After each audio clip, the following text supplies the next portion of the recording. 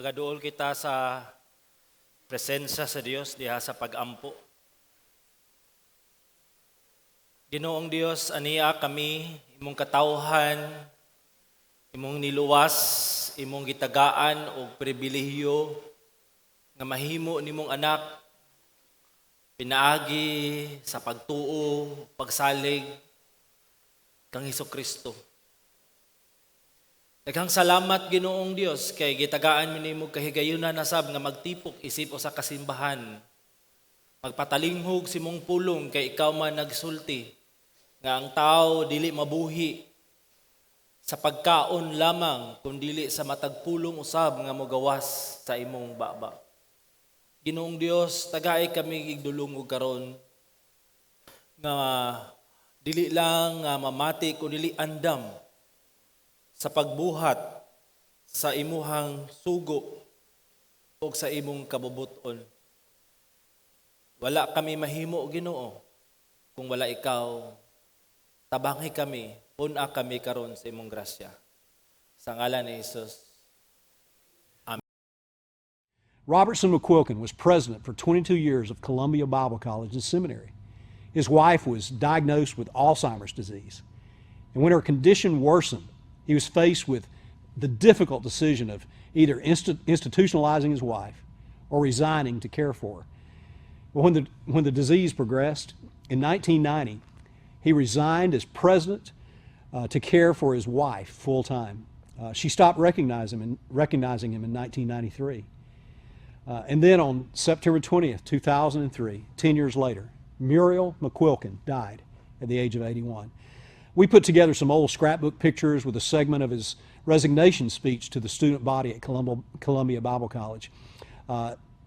It seems in our culture that many men and women will take the easy way out of difficult circumstances and just start looking for the exit in their marriages. Well, I wanted you to hear from this man a different story.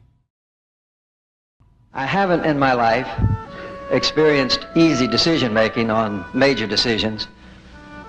But one of the simplest and clearest decisions I've had to make is this one, because circumstances dictated it. Muriel, now, in the last couple of months, seems to be almost happy when with me, and almost never happy when not with me. In fact, she seems to feel trapped, becomes very fearful, sometimes almost terror. And when she can't get to me, there can be anger. She's in distress. But when I'm with her, she's happy and contented. And so I must be with her at all times. And you see, it's not only that I promised in sickness and in health, till death do us part. And I'm a man of my word. But as I have said, I don't know with this group, but I've said publicly, it's the only fair thing. She sacrificed for me for 40 years to make my life possible. So, if I cared for her for 40 years, I'd still be in debt. However, there's much more. It's not that I have to, it's that I get to. I love her very dearly. And you can tell it's not easy to talk about. She's a delight. It's a great honor to care for such a wonderful person.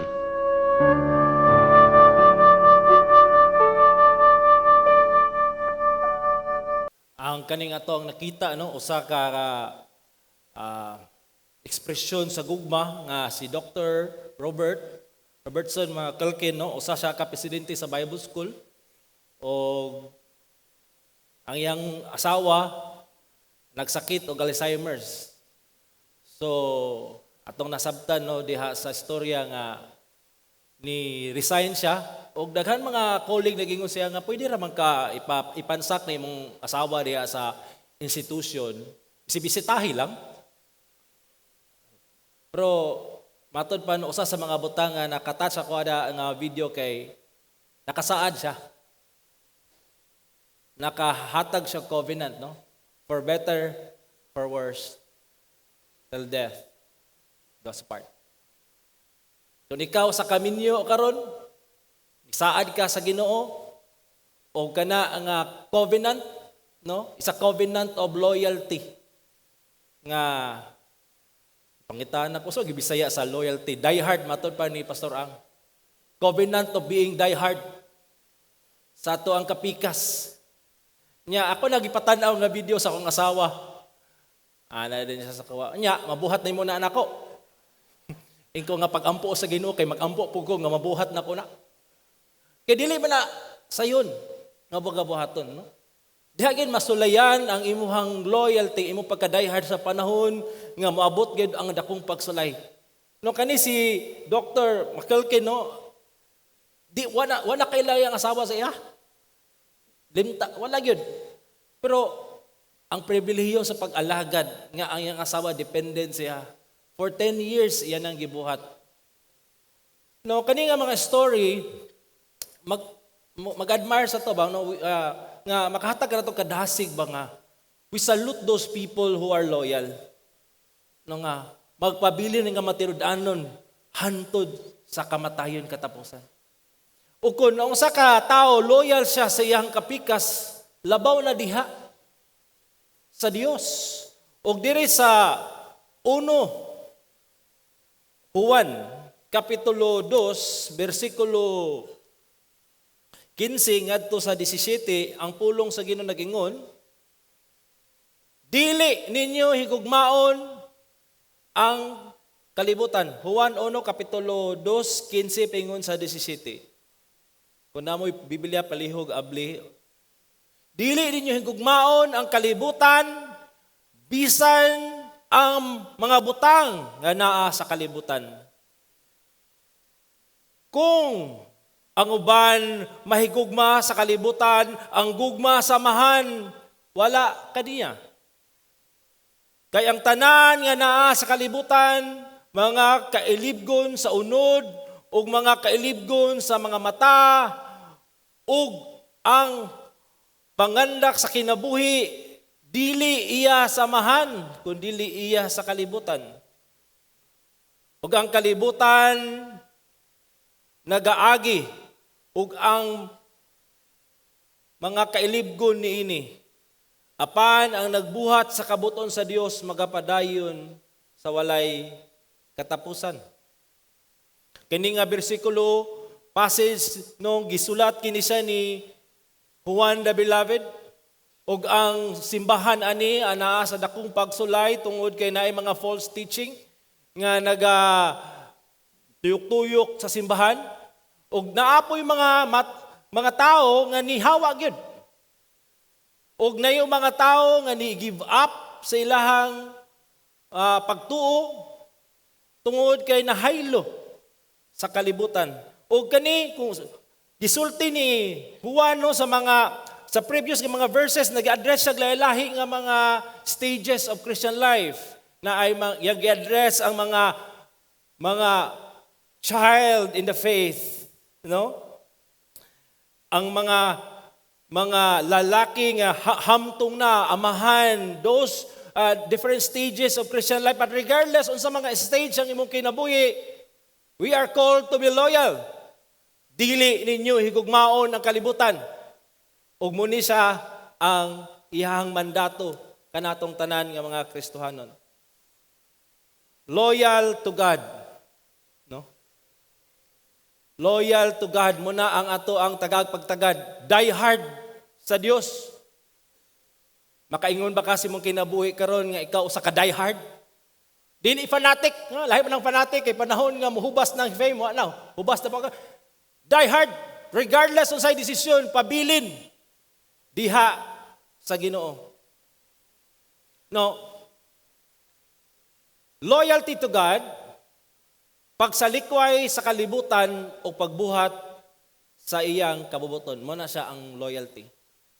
Pinasikad sa pulo sa Ginoo. Kung ikaw sa kadayhad sa Ginoo, imong isalikway ang kalibutan o sa pagsalikway sa kalibutan, magbuhat sa iyang kabubuton.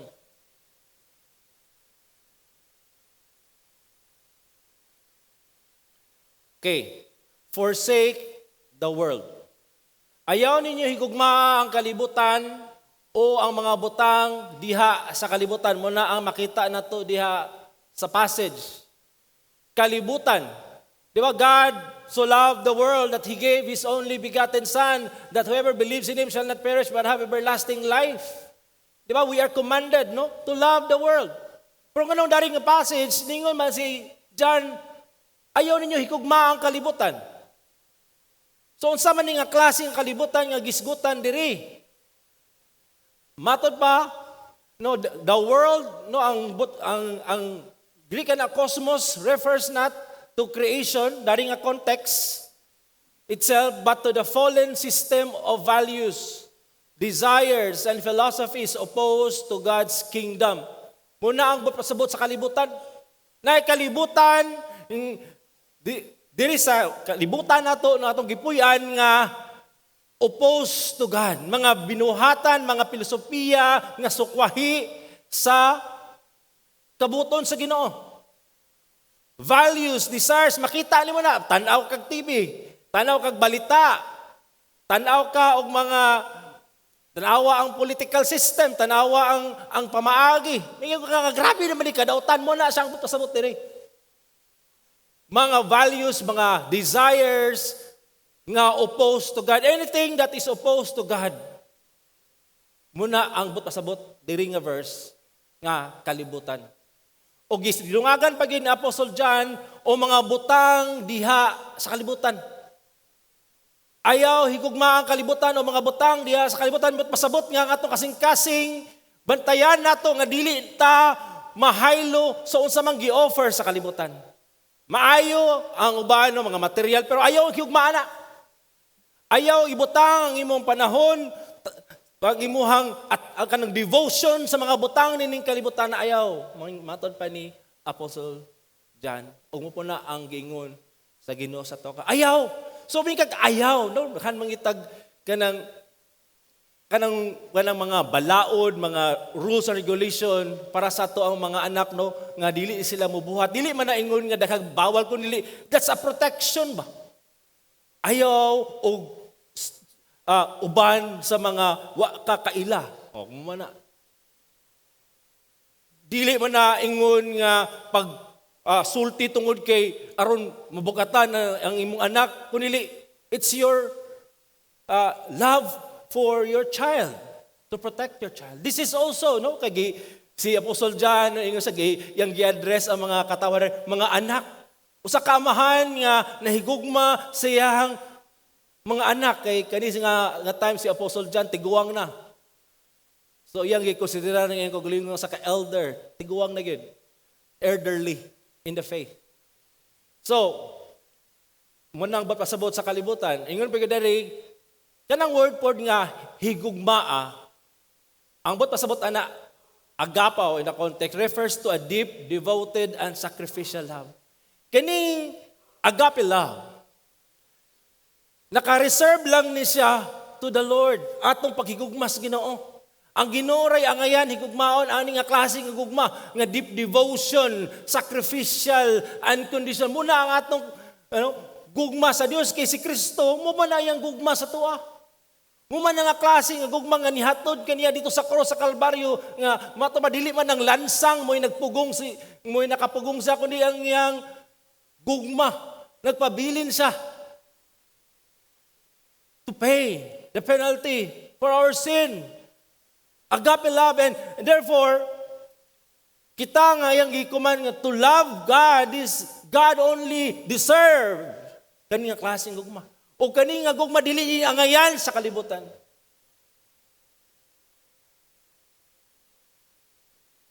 Ayaw higugma.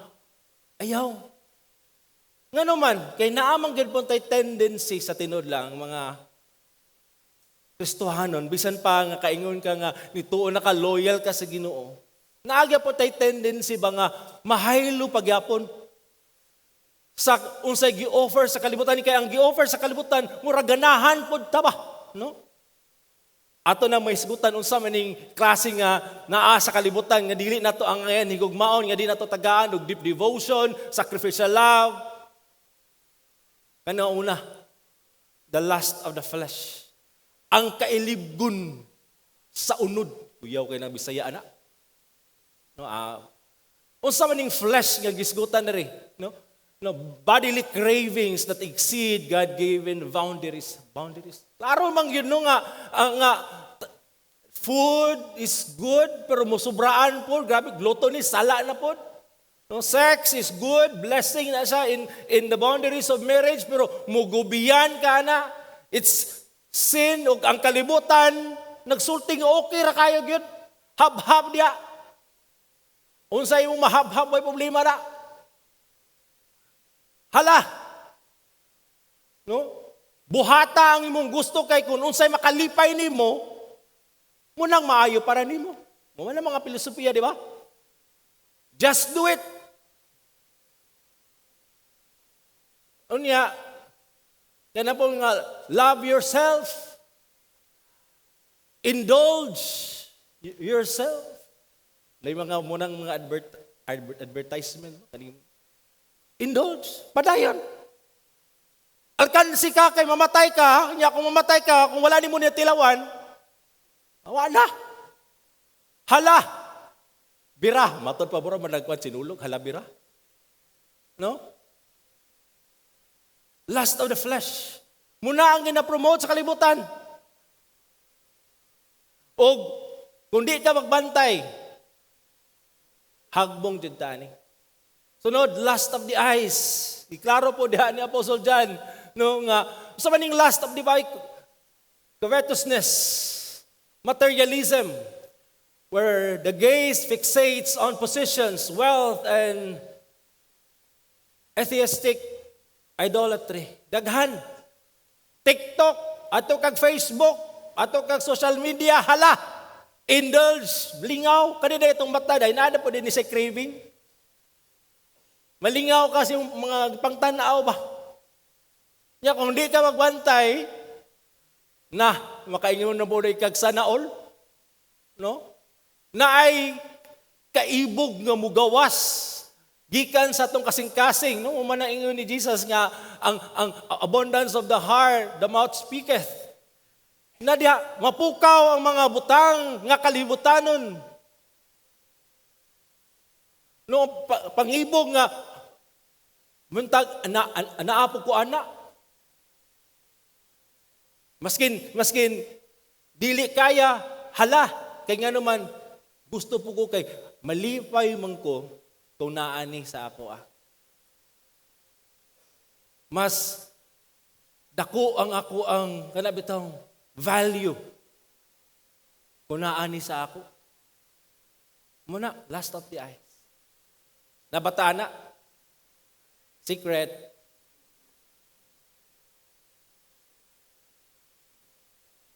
Nataan ni. Atun gawaton. Muna nga yung do not love the world. Yung ingon ni Apostle John, do not love the world. This is a battle. Pakibugno ni. Sa pagmata pa lang, karong buntaga, nananing gira. Kung sa may mong giunat, cellphone, ampo, wala na. Lust of the eyes, lust of the flesh, this is a war that we must engage every day. Do not love the world. Kaya na tendency, kung di ta magbantay, we can love the world.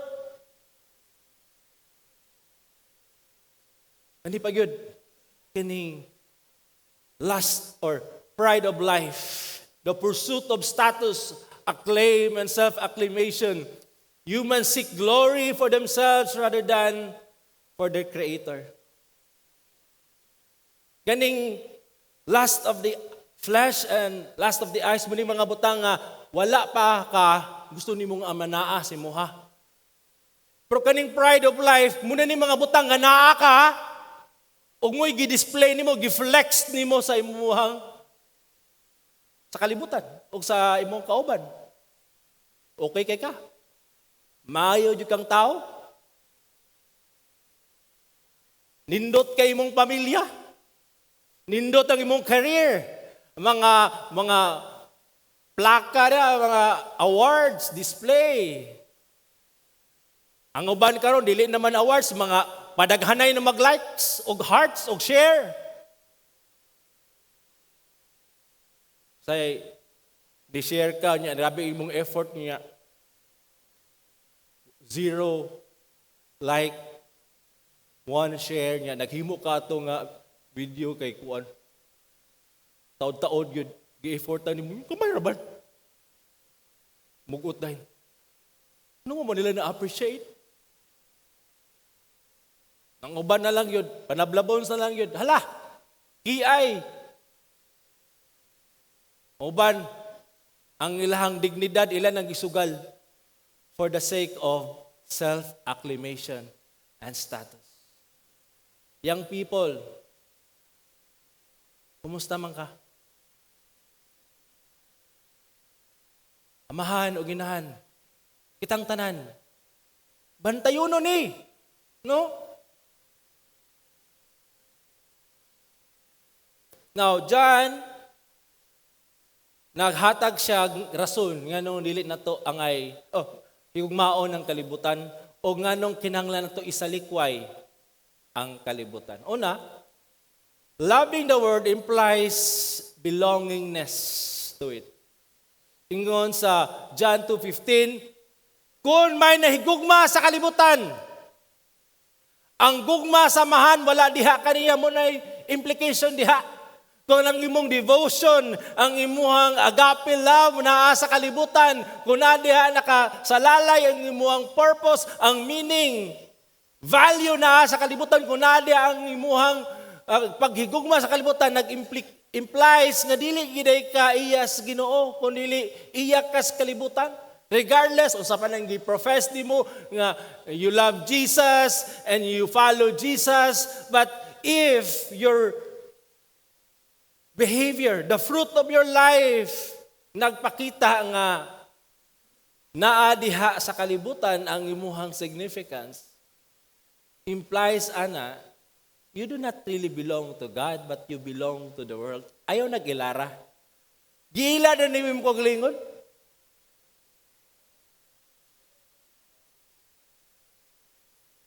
No? Loving the world implies belongingness to it. Now, sunod, loving the world, nganong kinahanglan nato isalikway ang kalibutan? Because the world is not from the Father. Matod pa sa verse 16.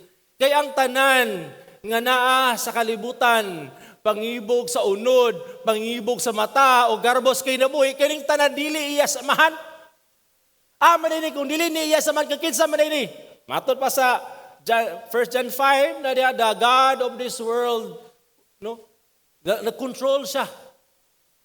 Kanang God of the small letter G is Satan. He is the one who is, manipulating the people to do what he desires and that is opposed to God. O kaning tanan, matod pa ni Apostle John, kaning tanan nga naa sa kalibutan, nga opposed sa Ginoo, kaning tanan, dili gikan sa amahan. So nga naman, ihatag nimo imong panahon, effort, o ang imong devotion sa mga butang nga dili iya sa amahan, dili iya sa Ginoo. We are, matod pa na pulong sa Ginoo nga, kita gilangkat, gikan sa ngit-ngit nga ito sa kahayag, kita iyahang gi-adapt, isip iyang mga anak.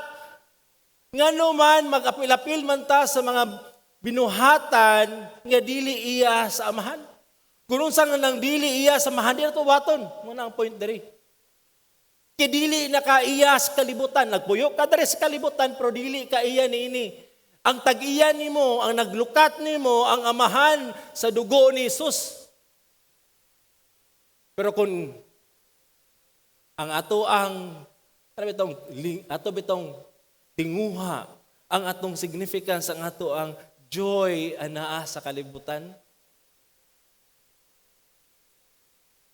kung ang ato ang kalipay anaa sa kalibutan, ang nagpasabot po ana nga dili ka iya sa amahan. Dili giday ang amahan, imong amahan. Kaya ang tinuon nga anak sa Dios, ang kalipay sa amahan mo po diyang kalipay, mo ba na ato? Ang gikalagutan sa amahan, mo po ang atong gikaligut-gutan mo ang sala. Mo man na siya ang tinuod nga anak sa Ginoo. Unsay makalipay sa Ginoo, unsay makahimaya sa Ginoo, unsay pasidungog sa Ginoo muna ang atong kalipay. Diha na nakaangkla ang atong joy, ang atoang ganamit tong pag purpose to glorify God. Pero kung dili ka na ang naa sa imong tinguha, kung ang imuhang kasing-kasing, ang imuhang desires are for the world, then masama na ang pasabot niya na. Sama ragon na pod sa kaminyo. Isip usa ka minyo o di ba nga di na ka magkapilapil sa mga buhat sa mga single. Ay na pagkapilapil og nga app nga mga Tinder, mga dating app. Sa paglabot-labot diha. Ay na pag-like og mga kuan diha nga mga like nga babae sa mga. Ayo na pag chat og uban. Dili na. Human na. Undang na. Kay kana sa nagpakita nung uy, unsa man gyud minyo pero murag napa man murag sa minyo nga murag single. Ayaw na. Humupon na no, nga ikaw kita nga naas kahayag, di na ta makapilapil sa mga buhat sa kangit-ngit. Pero again, this is a battle. Pakigbugno ni siya, nga atong atubangon gayon, matag adlaw mga kaigsunan. Matod pa ni Saint Augustine, ganahan kay kun ning iyahang kung gisulti, no? Carnal lust rules when there is no love for God. Muning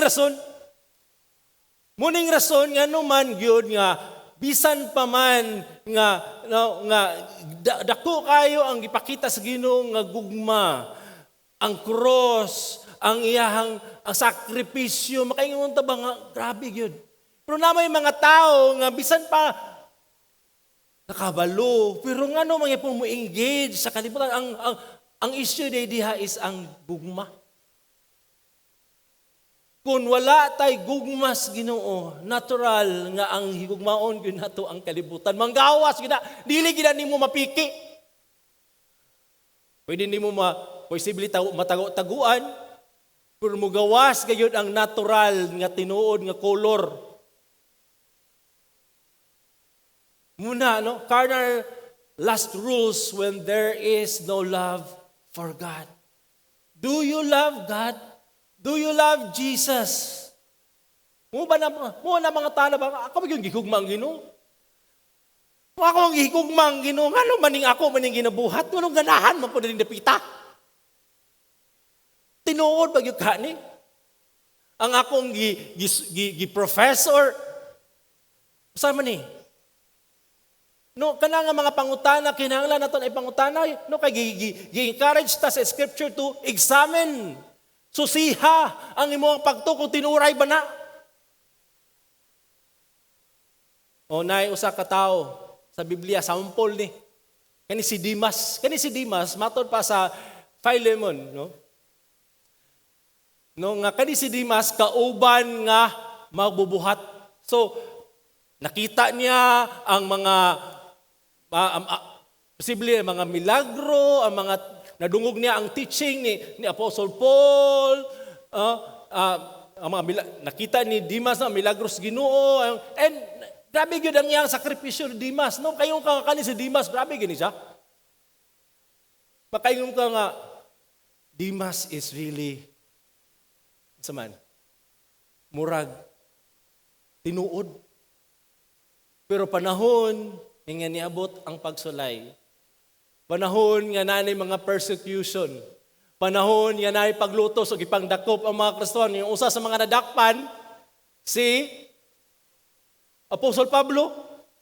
O kani nga panahon nang inanglan siya sa tabang ni Dimas. Kay nagsayod siya kani si Dimas, magtutuo ni kinsa man yang doulan ang mga Romano nga mga magtutuo ni Dimas is a Christian matod. Pero panahon nga nanginahanglan na. When the rubber hits the road, matod pa. Gibiyaan No, kay ako gibiyaan ni Dimas. Sabi ng word nga biyaan, gi-forsake ba, gisalikway. Posible po nga gi-deny. Kaban mong Pablo, sa dili oy, mukilana. Gibiyaan. Tungod, ngano man, usay rason. Tungod sa iyang gugma ni ining kalibutan. Buday ni siya. So, sakit pa this break up sa bahay. No? Na yung mga tao, kauban man ta. Ano man ka? Buday ni siya. Kung ang sa katao, pasagdan niya ang iyang desire diya sa kalibutan, kung wa sa makigbugno, daghang masakitan. Ilabi na ang katilingban sa pagtuo. No man nga sa Hebrehanon 12:1, busa, no? Gikinahanglan nga tagdo nato pag-ayo ang mga butang nga atong nadungog. Muning nga klase nga pagtudlo no nga gisulti sa magwawali sa Hebrews nga ayaw ninyo ipalaho sa dalunggan ang mga kamaturan. Tagda.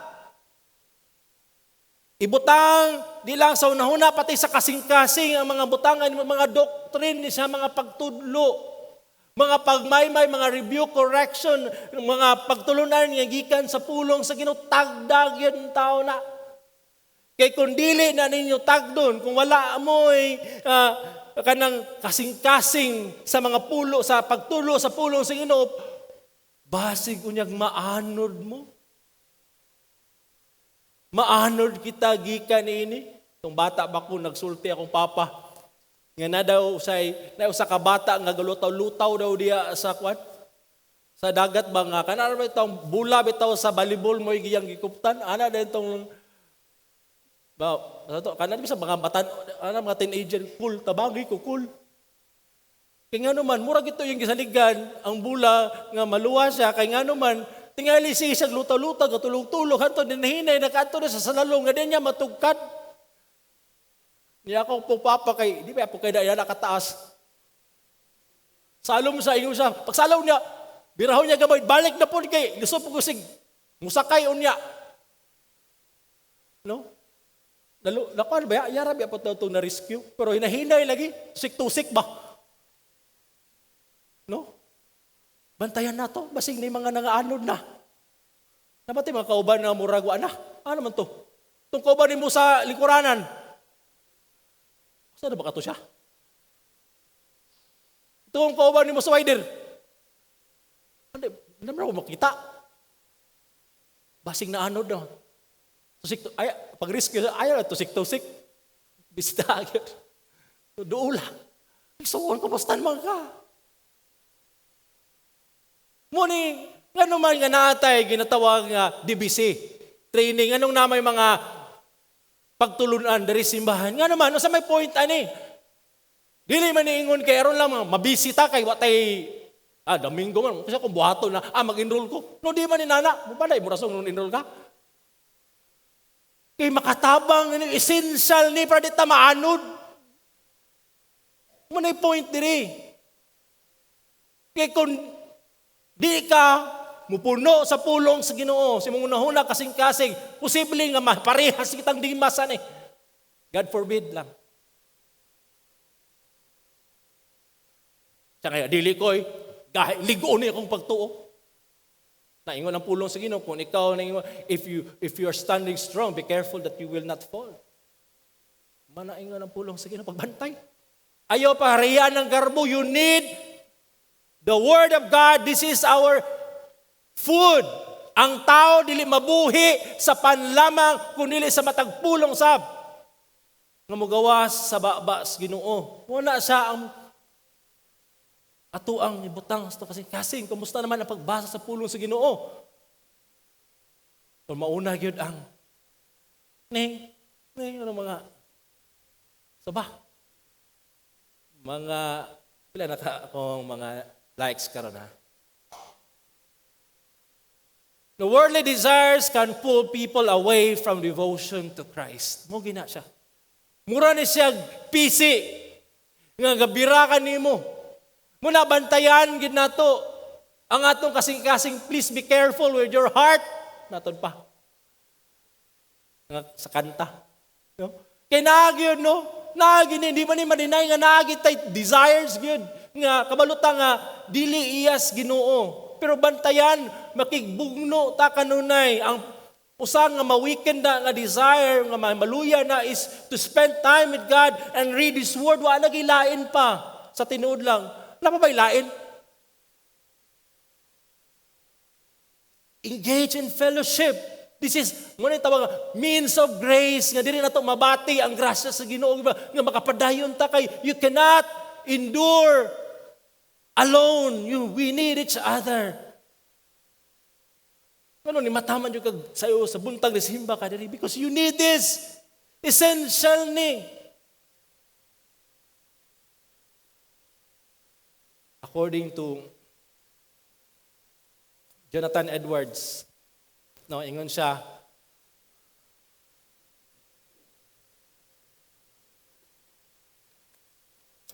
if your heart is cold, bugnaw pa sa simod sa iring, toward the Father, and captivated by the glitz of the world, you need to ask yourself, do I belong to the Father or to the world? Ano mo na yung time of reflection? Time of, kung nagid ba? Matod pa, real talk. Mag-real talk, tas itong kagalingon. Anong ganahan mo dyan ko anin niya? Anong ganahan mo dyan ko anin nga butang? Kabalo mo kong ngilan, pero anong ganahan mo dyan ko? Pero kung panahon nga, sa mga butang, di as ginoo maboard man ko. Nung boring man ang church. Nung boring man ang wider. Nung boring man ang pagbasa sa puno. Pero kung panahon nga, ano ganahan mo yung kay kuani? Siya na. Heart issue na. Heart issue na. Now, 1 John 4:19, matod pa, kita nahigugma kay siya unang nahigugma kanato. No, di ba, ang paghigugma sa amahan, yes, iyang ipadala iyang bugtong anak, no? While we were yet sinners, Christ died for us. Pero wala lang taman diha. Kay matod pa sa John 6:44, ingon ni Jesus, walay makahimo sa pag-ari kanako gawas lamang kung siya ganuyon sa amahan nga mao ang nagpadala kanako ug banhawon ko siya sa katapusan mga adlaw. Ganuyon ba? The Father draws. No, remember no nako tong panahon bata pa mi nga ginasugo mi sa akong mama. Ato dito sagog tubig, latag tubig nya tag piso daw ang kwan. Adi tag 50 pa to ang matag kanang galon. Nya matumi sa tabay. Unya isabwag buyan tong galon ni para ang tubig birahon ibubo dayon sa container. Munang drawing, no? Inana ang ginabuhat sa amahan sa tuwa. Gidraw ta towards Christ so that we can know Christ, we can know His power, no, and His resurrection. We can delight in Christ. We can put our trust in Christ. Kana siya grasya na. Wala lang ta pasagdi, wag kita pasagdis Ginoo. Namatay si Jesus, giredeem ta, but the Holy Spirit implies the salvation in us. He draws us to Him, to Jesus Christ. O mahitabo na sa atong panahon nga usab ang atong kasing-kasing. Muni siya ang regeneration. Muni ang grasya sa Ginoo, ang gahom sa Ginoo nga nagapamuhat sa atong kasing-kasing nga giusob ta. Ug mo nang rason nga muduol ta kang Hesus. Nganong mo nang rason nga mo surrender ta kang Hesus sa tuang kinabuhi, nganong siya ang presyo sa to, nganong siya man ang atong treasure, the pearl of great price, because giusab di ay sa Ginoo nga atong kasing-kasing. Muna bagong nga kasing-kasing, unsa maning bagong nga kasing-kasing, palakton ko kamo diha sa akong mga lagda, o kamo magbantay sa akong mga tulumanon, o magtuman niini. Muna ang gibuhat ni Jesus sa matag usa ka nato nga nadiri nga nituo kang Jesus ug nahigugma kang Jesus. The work of God, regeneration. O matod pa diri kay ang tanan no nga magikan sa Dios magbuntog or magpildi sa kalibutan. 1 John 5:4. O ang pagdaog nagbuntog sa kalibutan mao ang pagtumo day ni siyang rason. Kaya day nato. We can fight. We can defeat the world because of faith nga gihinatag sa Ginoo. We can. Posible gid ay. Di lang posible, sure gid ni. So ayaw gingon nga di na kaya grabe yung kalisod oy. No, you can because greater is he that is in you than who is in the world. Kaya. Because of the grace of God makabuntog ta. We can defeat the lust of the flesh. We can defeat lust of the eyes and pride of life because of faith, the shield of faith. Strengthen your faith in the Lord Jesus Christ. O muni din siyang rason, no? Makita din sa itong mga buhat nga kita nga nahibalo nga gipakatao na or na born again na kita. Kay dili na magpakasala. Dilibot ta sabot nga di na jud ka makasala kay naman ta ning kalibot. Kaning word nga magpakasala ba? Makita gayud ang transformation sa atong kinabuhi that we are becoming holy and more like Jesus Christ. Manang sabot ni Apostle John 3. Again, examine yourself. Nausab, kumusta na ako 10 years ago karon? Ay kog igna nga mura gihapon. Kay delikado na. Unsa may ingon ni Apostle Paul, ayaw kamo pahiuyon nining kalibutana, hinuon tuguti nga mausab ang inyong kagalingon pinagi sa pagbago sa inyong unahuna mo na ini siya. Dari dayang gira. Nga naman, nga dili nakaganahan sa kalibutan. Tungod una-una, giusap sa Ginoong imong kasing-kasing, o kana siya, no, nga pakigbugno, magpadayon, pagyapon na siya, no, nga we must change the way, we think. Ipabago, renew your mind. Aron masabtan ninyo nga ang Ginoo day ang iyang kabubuton maayo para nako nga ang iyang kabubuton yes pleasing the eye and perfect. How can we know nga kani iyang kabubuton pleasing, perfect and right for me? Nga gyud sama na because we renew our mind. Of course, our heart is renewed by the Holy Spirit. Muna siya. Pleasing, perfect ang will ni Lord. So why we forsake the world? Thirdly, the world doesn't have eternal value. Muna siya ang verse 17. Ug ang kalibutan, sa gali, mahanaw. Ug ang pangibog nini. No, kung ikaw, no, ka nang ga-invest sa stock ba? No, kung kabalo ka nga, ang imong kanisa nga kampanya, pabankrupt na. Invest ba ka? No, ngayon ka nga, dili na. Hindi na ko. Sayang na kong kwarta niya. Inanaman po. Ang implication dari sa kalibutan, kung kabalo ka nga, kaning kalibutan, mahanaw. Ang tanan pangibog, mahanaw. Kaning tanan, temporal lang, ano man, ihatag ni mo imong devotion, ang imong panahon, ang imong paghigugma diri nga, mahanaw na kung mahanaw ka, apil po ka mahanaw. Ayaw i-invest sa mga butang at temporal, mga butang nga mahanaw ra. Muna yun sa invest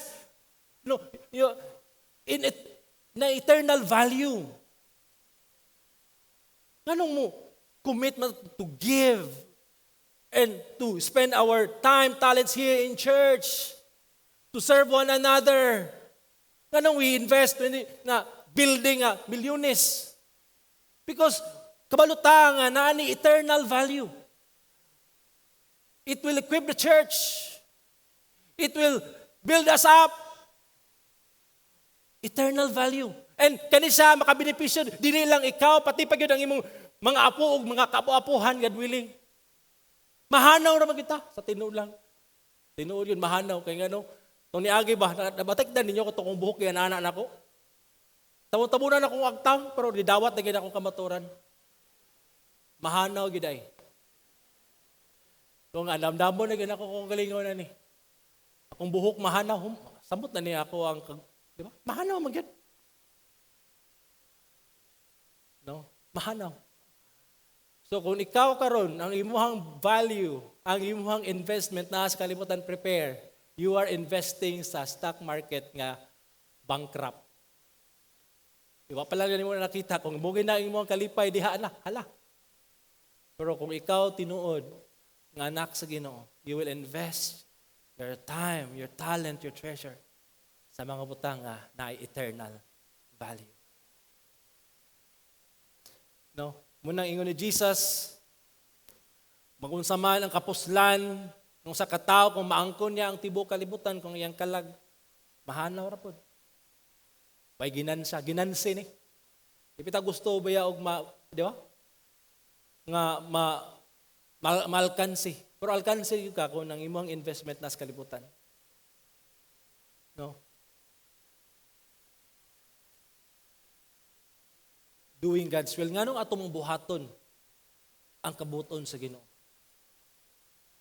Kay mo man ni ang iyang gisulti. Apan siya nga nagtuman sa kabuton sa Ginoo. Sa gali, magpabilin hangtod sa kahangturan. Muna itong gusto. Muli siya. Muni ang atong, di ba, kalipay. Nga ang magbuhat tayo sa kabuton sa Ginoo, mulungtad hangtod sa kay ebidensya na sa tinuod nga kaluwasan. Ebidensya sa nga kita gidi ay yan ang gibago, yan ang born again because ang atong kalipay is to do His will. Iwarningan ta ni Jesus. Matthew 7, dili tanan nga nagsulti ka nako Ginoo nga makasulod sa gingirihan sa langit, kundi siya lamang ang nagbuhat sa kabuton. Sa akong aman, muni mga tao nga gimix. Gimix nila ang godliness sa worldliness. Panginoon nila work matingali ni. Simba ko, wider, but at the same time, ato po ko dito, latugso. Dili po nilagay mix. You cannot serve two masters lagi. Giilan nila ni, ang ilang kaugalingon nga, mo work pa di ay, basin di ay. Dili mo work. Na-disappoint sila sa panahon nga judgment, pahawa muna ako, okay lang ninyo. Lord, wider mo ako, Kids Central, IO, Connect. Muna yung mga isulti sa Ginoo. Dili ta po yung two-timer. Muna yung mga tao nga mga two-timer. Exclusive, loyal, des Ginoo. Love is the great conqueror of lust. Again, do you love God? Do you love Jesus?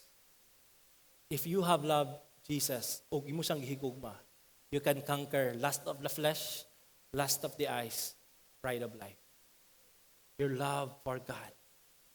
Again, loyalty to God. Pagsalikway sa kalibutan, pagbuhat sa iyahang kabubuton.